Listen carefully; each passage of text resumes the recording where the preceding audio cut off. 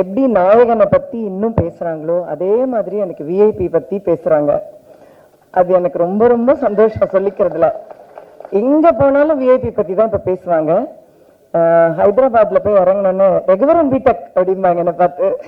அந்த மாதிரி சின்ன சின்ன பசங்கள்லாம் என்னை வெளியே பார்க்கும்போது தனுஷ் அம்மா போறாங்கடா அப்படிம்பாங்க.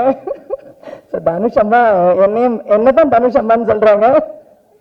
அந்த அளவு எனக்கு ரொம்ப ரொம்ப சந்தோஷமா இருக்கு. எல்லாருக்கும் அது ஒரு ஸ்டாண்டர்ட் தனுஷ் அம்மா.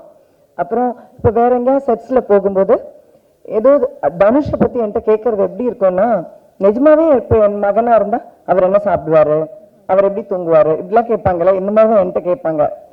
அது எனக்கு ரொம்ப ஆச்சரியமா இருக்கும். அந்த அளவுக்கு சினிமா ஒரு குடும்பமா என்னை கனெக்ட் பண்ணிருக்கு தனுஷோட. ரொம்பவே ரொம்ப கனெக்ட் பண்ணிருக்கு. நிஜமாவே என்னுடைய ஒரு மகன் அப்படின்னு. ஸோ செட்ல பவிஷோட நடிக்கும்போது தனுஷ் கிட்ட அந்த ஒரு பொறாமையை நான் பார்த்தேன்.